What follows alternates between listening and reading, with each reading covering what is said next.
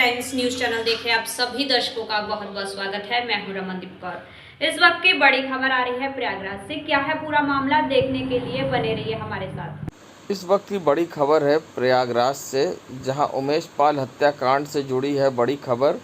उमेश पाल हत्याकांड में नामजद 3 लोग के खिलाफ लुकआउट नोटिस किया गया जारी। उमेश पाल हत्याकांड में नामजद 3 लोग के खिलाफ जहां प्रयागराज पुलिस ने लुकआउट नोटिस किया है जारी। प्रयागराज पुलिस ने शाइस्ता परवीन व 2 शूटरों के खिलाफ जारी किया है lookout notice. Lookout notice 5 lakh के इनामी साबिर और गुड्डू मुस्लिम के खिलाफ लुकआउट नोटिस हुआ है जारी। पुलिस को आशंका है तीनों लोग भाग सकते हैं विदेश। तीनों की तलाश में पुलिस लगातार जगह जगह दे रही दबिश। तो वहीं शाइस्ता परवीन के संग अब 2 शूटरों के खिलाफ लुकआउट नोटिस जारी किया है पुलिस ने। ऐसे में पुलिस को अब तीनों की तलाश है और किसी समय भी पुलिस इनको कर सकती है गिरफ्तार। जल्द ही पुलिस को मिलेगी कामयाबी, पुलिस कर रही दावा। संगम नगरी प्रयागराज में उस समय हड़कंप मच गया जब इस जॉनसनगंज के समीप रीडर रोड मिलन होटल के पास 2 गाड़ियों में आग लग गई। आग संदिग्ध परिस्थिति में गाड़ियों में लगी है, मगर गाड़ी में आग लगने की वजह शॉर्ट सर्किट मानी जा रही है। ऐसे में एक गाड़ी पूरी तरह से जलकर खाक हो गई तो दूसरी गाड़ी को बीच में ही फायर ब्रिगेड की टीम ने आग बुझा दिया। बता दें, जहां एक गाड़ी तो पूरी तरह से जली, मगर दूसरी पीछे खड़ी स्कॉर्पियो को आग बुझाने में फायर ब्रिगेड की टीम सफल रही और गाड़ी पूरी तरह से नहीं जल सकी। ऐसे में आसपास के लोगों में आग कार में लगने से अफरा तफरी का माहौल था और ऐसे में हर कोई की भीड़ लगी थी। मगर सबसे बड़ी बात है, ऐसे में कोई अप्रिय घटना नहीं घटी। जहां फायर ब्रिगेड की टीम मौके पर सूचना पहुंची और तत्काल आग पर काबू पाया।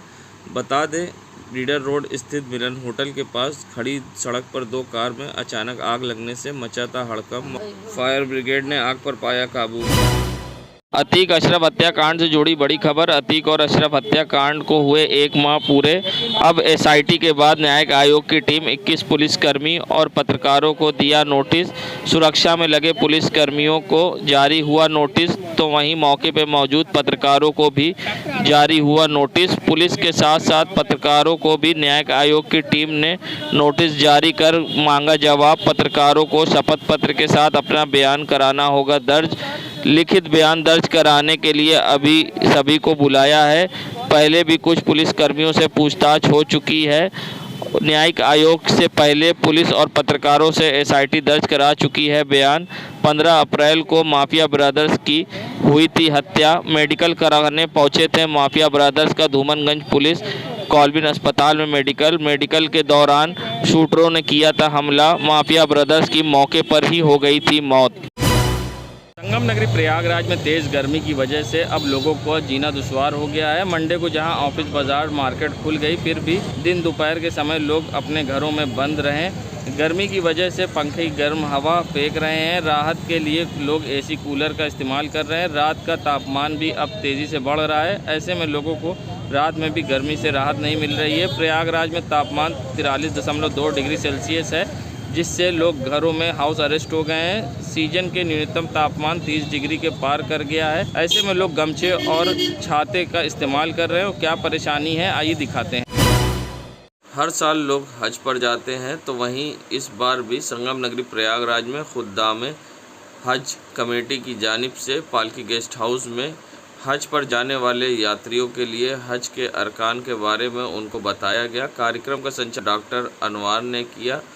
हज समिति के महासचिव हाजी मोइन अहमद खां के अनुसार जलसे की सदारत हाजी डॉक्टर तारिक उमर ने की और जनाब मुफ्ती सैफुर रहमान ने तफसीर से हज के अरकान के बारे में बताया और आखिर में वीडियो द्वारा हज के मंजर और मदीना मुनव्वरा की ज़ियारत की तस्वीरें दिखाकर सफ़र हज के बारे में हाजी शाह सऊद हाजी ज़ुबैर अहमद ने जानकारी लोगों को दी और महिलाओं की ट्रेनिंग हज्जिन समाना परवीन ने विशेष जानकारी दी।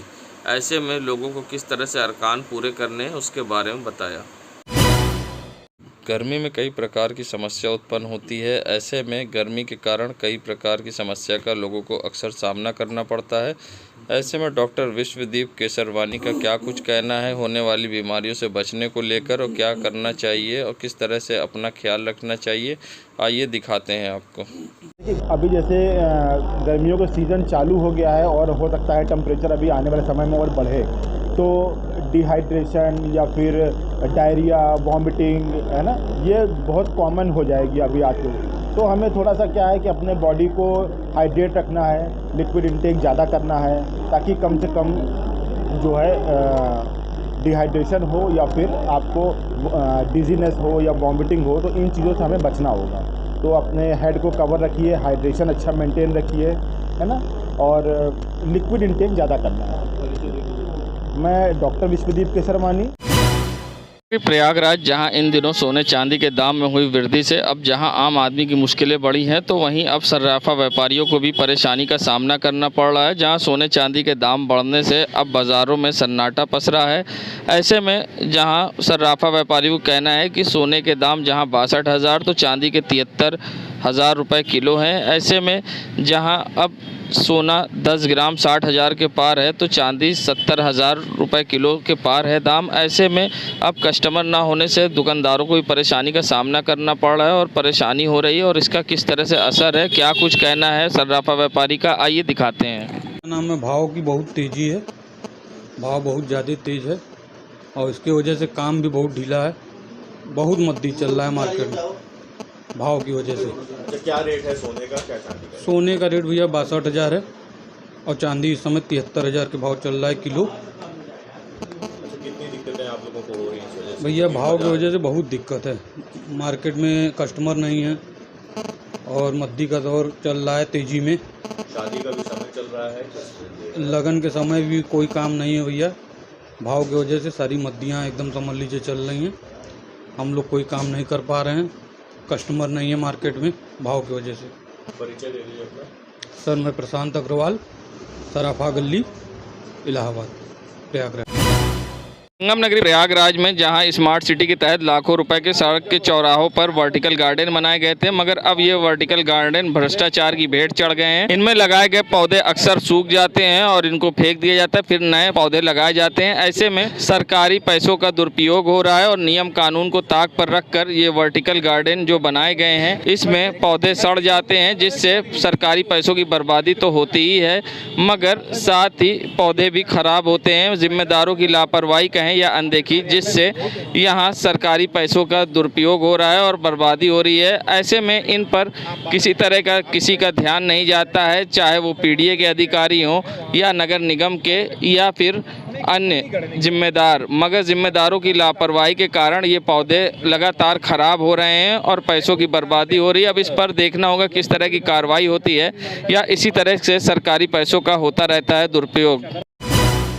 संगम नगरी प्रयागराज में जहां नियम कानून की खुलेआम धज्जियां उड़ाई जा रही, जहां एक तरफ नियम कानून को ताक पर रखकर नो पार्किंग जोन में गाड़ियां खड़ी हो रही है सिविल लाइन के पॉश इलाके में, और जिसके कारण जाम लग रहा है, क्योंकि निरंजन का पुल का रास्ता बंद होने के कारण लोगों को हाई कोर्ट और रामबाग की ओर से घूमकर आना पड़ रहा है सिविल लाइन क्षेत्र में। और ऐसे में नो पार्किंग जोन में खड़ी गाड़ियों के कारण लोगों को परेशानी का सामना करना पड़ रहा है, चाहे वो हॉट स्टॉप चौराहा हो या पीवीआर के आसपास की सड़क, जहां पर नो पार्किंग जोन में गाड़ियां तो खड़ी होती है, मगर सिविल लाइंस में कार मैकेनिक दुकानों के सामने खड़े करके गाड़ियां बनाते हैं, जिससे आने जाने वाले लोगों को काफ़ी परेशानी का सामना करना पड़ता है। जिम्मेदारों की लापरवाही कहें या अनदेखी, जिसके कारण यहां पर खुलेआम सड़क पर ही गाड़ियां खड़ी रहती हैं और गाड़ियां यहीं पर बनाई जाती हैं, जिससे आने जाने वालों को काफ़ी कठिनाई होती है।